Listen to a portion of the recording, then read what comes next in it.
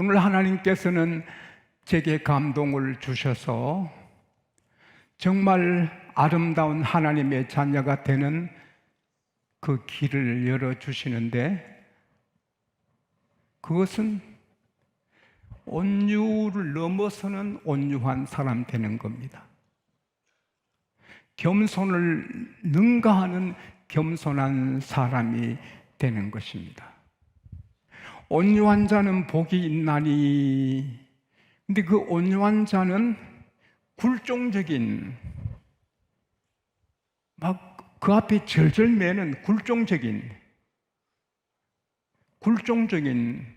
굴욕적인, 막 사람이 욕을 내도 그를 섬기는 굴욕적인 온유를 말합니다. 예수님이 그런 온유를 가지셨습니다. 이사야 50장 6절에 보면 예수님이 어떻게 사실 것을 예언했습니다. 나를 때리는 자에게 나 등을 맡기고 내 수염을 뽑는 자에게 내 얼굴을 맡기고 내게 침을 뱉는 자를 피해서 가리우지 않는다.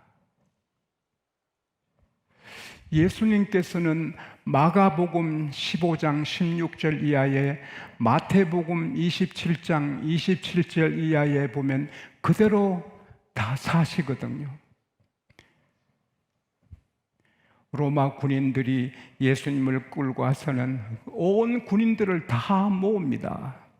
그 많은 로마 군인 앞에 예수님이 옷을 벗기고 홍포 자색 옷을 입히고 가시관을 만들어서 씌우니 피가 흐르지요.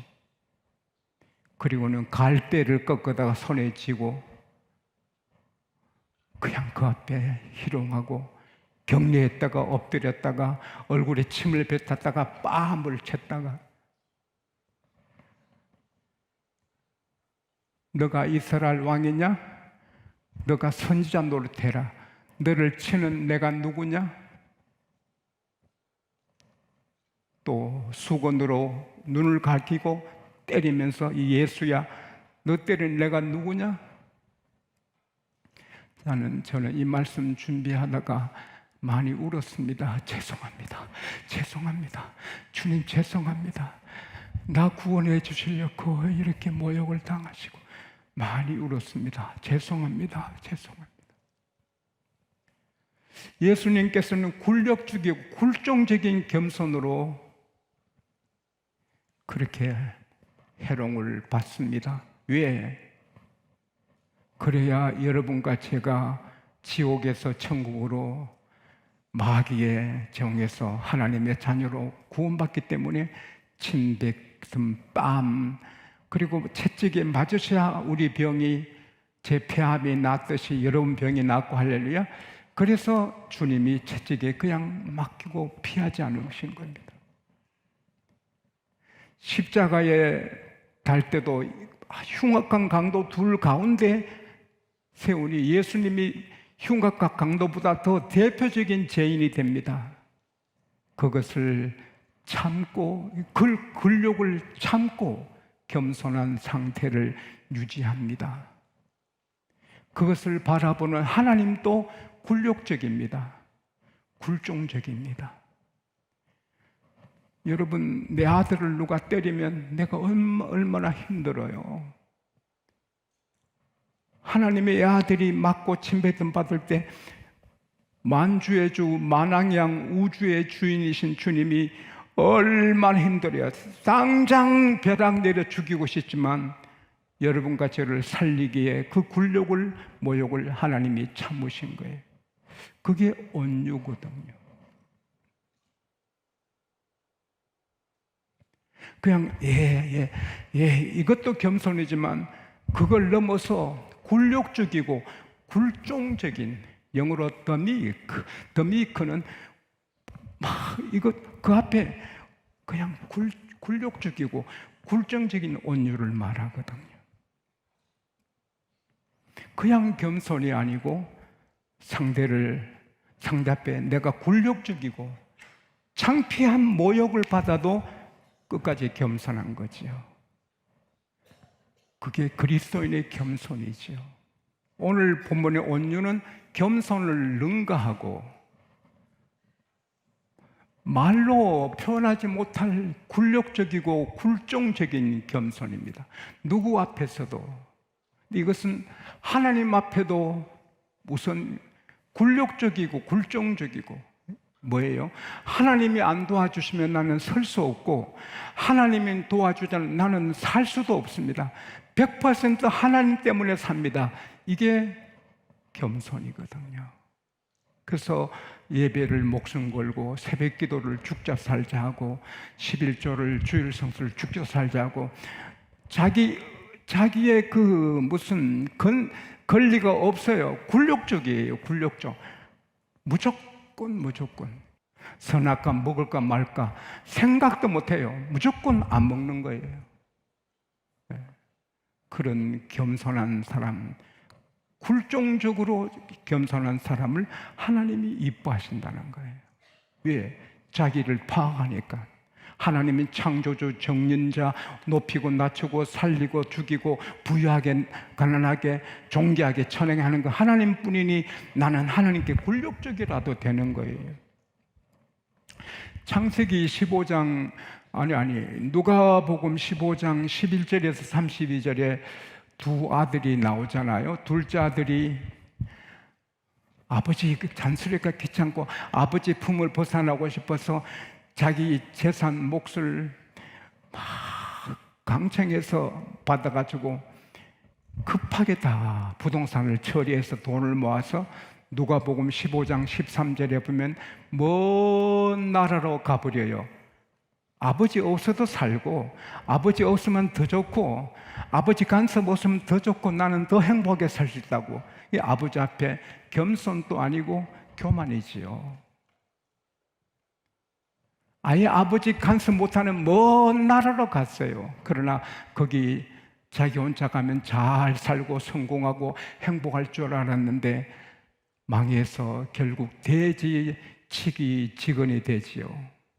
근데 주인이 돼지 먹는 지엄나무 열매는 많이 주면서 이 종에게는 제대로 안 주니 늘 배고파서 하루는 돼지 먹는 걸 뺏어서 먹다가 주인한테 들켰어요. 주인이 야! 돼지 먹으라 준 거지 너 먹으라 준 거냐? 그래서 그것도 못 먹게 해요. 그러니까 이 둘째 아들이 배고파 죽게 되니 내가 굶어 죽는구나. 우리 아버지 집에는 종들도 풍금들도 배불리 먹는데 나는 여기서 줄여주는구나. 그래서 굴종적인 아들이 됩니다. 집에 가자. 내가 여기서 돼지보다 못한 욕을 먹고 돼지보다 못한 존재가 됐는데 내 아버지 집에 가면 내가 아들로서는 받아달라고 말씀 못 드려도 품꾼 하나로서 밥만 먹고 살게 해달라고 아버지께 빌어보자. 그래도 자식이니까 아들로는 안 받아도 품꾼을 하나 받아주면 내가 먹고 살지. 이 굴욕적이 됐습니다. 그래서 아버지에게 가니 아버지는 날마다 기다리다가 먼 발치에서 아들을 보고 달려와가지고 아들이 하나님은 저는 아버지하고 하나님께 죄를 지어 아들이라 일컬음 받지 못합니다. 막 그럴 때 안고 입 맞추고 기뻐하고 제일 좋은 옷을 입혀라, 신발을 신겨라, 가락지를 끼워라, 살찐 송아지 잡아라, 내 죽었던 아들이 살아왔다, 내 잃었던 아들이 돌아왔다. 아버지가 그렇게 기뻐해요. 근데 그때 그 아들의 자세는 겸손이 아니고 굴종적이고 굴욕적이고 아버지 아니면 나는 못 살아 이거거든요. 우리가 이 탕자의 자세처럼 하나님 아니면 못 살아요. 하나님 아니면 내 육신도 내 명예도 내 집도 내 자식도 하나님 아니면 못 살아요. 하나님 이렇게 쩔쩔쩔쩔 맬 때 그게 더 미크 온유한 자예요. 저는 그렇다고 생각해요. 이 지용수는 나는 그렇게 믿는다고 생각해요. 100%는 아니지만 다 하나님께 달렸다. 할렐루야. 그래서 여러분도 오늘 하나님이 그걸 원하세요. 나는 하나님이 없으면 숨도 못 쉬어. 숨도 못 쉬어. 코에 호흡이 있는데 하나님이 푹으로 뽑아가시면 우리는 바로 쓰러져요. 나는 1초도 하나님 은혜 없으면 못 살아요. 안 믿는 사람 하나님 없어서 잘 살아요. 그거는 그 사람들 일이고, 돼지 살찌어 잡아먹는 겁니다. 안 믿는 사람은 잘 돼봐도 멸망입니다.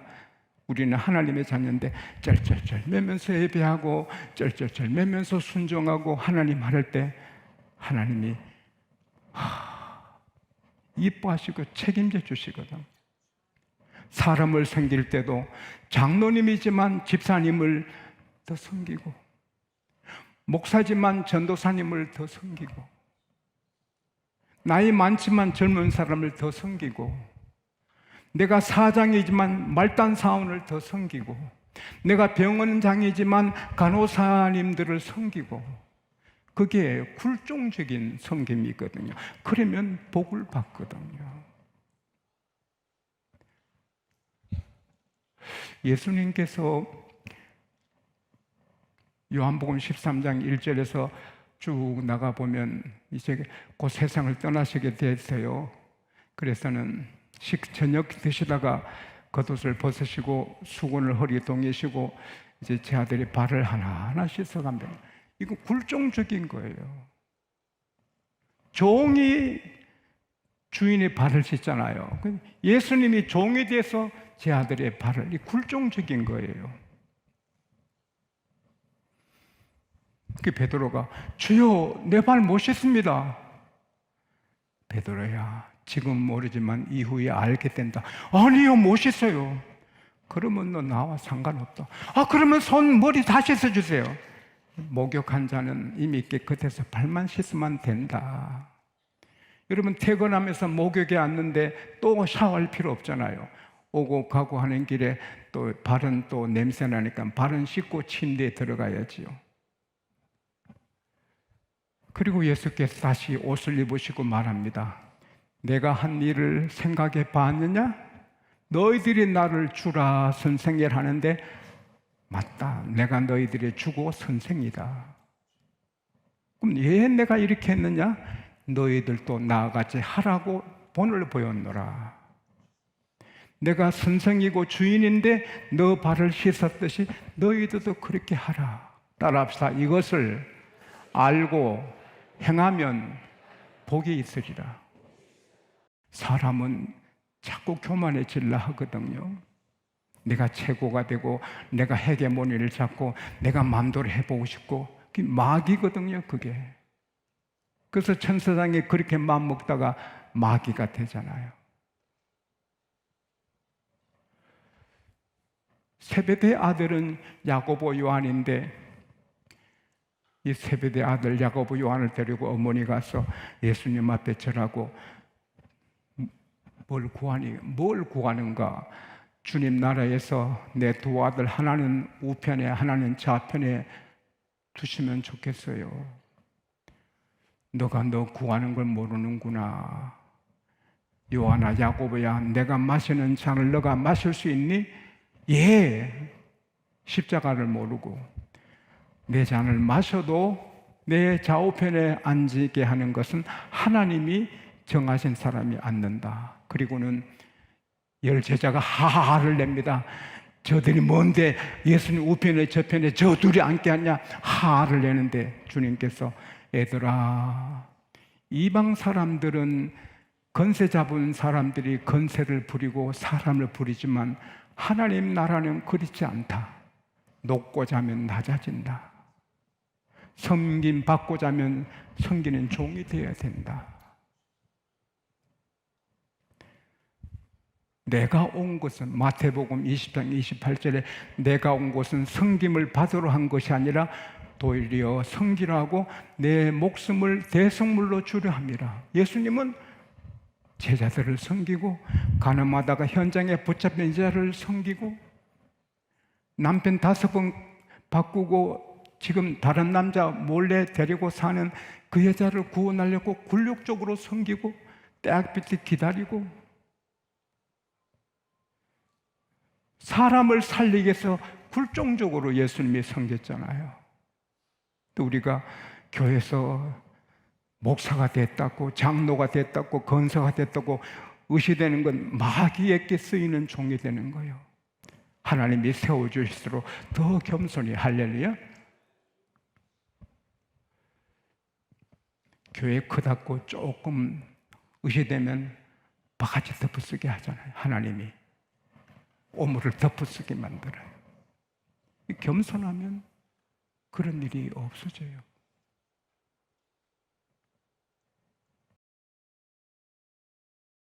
겸손하면 열받을 일이 없어요.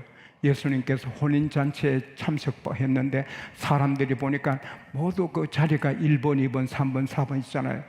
대통령 초창기도 가면 1테이블, 2번, 3번, 1테이블에 대통령 같이 앉잖아요. 거기 누가 앉느냐 관심이 많아요. 저도 몇 번 앉아봤는데, 그러나 예수님은 싫다는 게 그게. 그 1번 자리에 그런 거 앉고 싶어하는 마음을 예수님이 아주 미워하는 거예요. 사람들이 서로 거기 앉으려고 하니까 예수께서 제 아들에게 말합니다. 너희들이 혼인잔치에 초대받거든 상석에 앉으려 하지 말아라. 상석에 앉았다가 더 높은 사람 올 때 주인이 와서 이 자리 비워줘요. 더 높은 사람 와서 그럴 때 창피당한다. 처음부터 말석에 앉으라. 그러면 주인이 와서 아이고 귀하신 분이 여기 계십니까 하고 옮겨줄 때 영광이 있느니라. 내가 상석에 앉을 사람이지만 내가 일부러 찾아가 말석에 앉으라는 거예요. 온유한 자는 굴종적이고 침뱉음 바다 속으로는 난 주님 섬기는데 뭐 겸손해야지. 할렐루야. 전도하다가 침뱉음 받아도 아유 난 주님 순종해서 전도하다가 침뱉음 받으니 상이 많겠네. 할렐루야. 이게 겸손이에요. 이런 자에게 온유한 자는 복이 나니 땅을 기업으로 주겠다는 거예요. 땅은 기본적인 축복이거든요. 땅이 있어야 집도 세우고 목축도 하고 공장도 짓고 자녀를 많이 낳아도 땅이 넓어야 기르지요. 땅이 중요한 거예요. 그래서 하나님께서 땅을 만드신 다음에 사람을 지으시고 창세기 13장 14절에서 16절에 보면 하나님께서 내가 너 동서남북을 바라보라. 바라보는 땅을 너게 주리라. 그 다음에 너를 번성케 하리라. 할렐루야. 창세기 26장 22절에 보면 하나님이 블레셋 왕과 블레셋 사람들을 막 부축해서 이삭을 막 밀어내요. 억울하게 막 추방당해요. 그러나 하나님이 그래 하셨어요. 추방당하고 보니 넓은 땅을 만나잖아요. 하나님은 이삭에게 넓은 땅을 주시고 너 자손을 번성케 하리라. 할렐루야. 창세기 28장에 보면 꿈속에서 야곱이 하나님 보잖아요. 창세기 28장 13절에 보면 야곱이 보니 하나님이 하늘에 서서 야곱아 너는 너 아버지 할아버지 아브라함 너 아버지 이삭의 하나님이다. 너 누운 곳을 너와 너 자손에게 주겠다. 땅을 주시겠다 한 거예요. 그래야 땅을 받아야 거기에 나라도 세우죠. 우리 양곡교회 땅이어서 교회 못 지었어요. 무호가 군부했을 때. 그때 제가 이스라엘 성전 통곡여백에서 통곡하며 천하 만물이 다 주의 것인데 양곡교회 지을 땅을 달라고 통곡여백에서 기도했어요. 하나님이 이 땅을 주셨어요. 할렐루야. 그래서 이 교회 짓잖아요. 온유한 자는 복이 나니 땅을 기업으로 주겠다. 그건 뭐예요? 기본적인 복이에요. 땅 거기에 다 온갖 망가지가 다 오는 거예요. 우리가 굴욕적이고 굴종적으로 남의 침뱉어도 참고 겸손하기 쉽진 않지만 그렇게 하면 하나님이 땅을 주시고 그 안에 모든 것 주시는 거예요. 시편 37편 11절에 온유한 자는 복이 나니 땅을 기업으로 얻고 풍부한 화평을 즐기리로다. 시편 147편 6절에 보면 하나님께서 온유한 자는 붙들어 주신다. 잠언 15장 33절에 겸손한 자는 존귀한 길의 앞잡이가 되어서 높여주신다. 베드로전서 4장 5장 6절에 보면은 주 앞에 낮추라 그러면 때가 되면 하나님이 높여주신다. 겸손하면 야고보서 4장 6절에 은혜를 베풀어 주신다. 겸손하면 하나님이 주시고 싶은 거 다 주신다. 할렐루야. 우리 양곡교회는 겸손한 교회, 우리 양곡교회 장로님들은 다 겸손하지만 오늘 하나님은 더 큰 은혜를 주시기에 이에 논에 물이 가득합니다. 부잣집에 저수지 있어서 밑에 논에는 가난해서 저수도 논이 바닥에 깔라집니다. 주인이 손에서 여보게 박서방 물꼬를 뜨게 물 좀 빼 농사 지어야지 큰일 나겠네 내 논에 물 뺏을게 아이고 고맙습니다. 그게 물꼬거든요. 하나님의 축복은 넘치는 엄청난 것이 있는데 그 물꼬가 있어야 그게 복이 우리에게 오는데 하나님께서 내 모든 축복은 겸손한 물꼬를 주겠다. 할렐루야. 꿈에도 잊지 말아요. 마귀는 교만하게 너가 바보냐? 너가 교회 종이냐? 너 할 소리 해. 너 소리해. 너 주인이 아니야. 그 마귀 하잖아요. 주님은 할 소리 막 많아도 참잖아요. 너가 예수냐? 십자가 내려봐라. 너는 남은 구원하 너 자신을 못 구하는구나. 성전을 헐고 사흘 만에 짓는 자여 내려봐라. 그렇게 조롱해도 꾹 참듯이 우리는 하나님 앞에 겸손하고 사람에게 빌립보서 2장 3절에 따라합시다. 남을 나보다 낫게 여기고 저는 담임 목사님을 나보다 낫게 여기고 부목사님을 나보다 낫게 여기고 여러분을 나보다 낫게 여기고 할렐루야.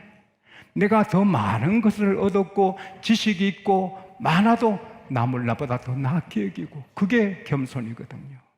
그럴 때 땅을 주시고 화평을 주시고 은혜를 주시고 다 주시는 거죠.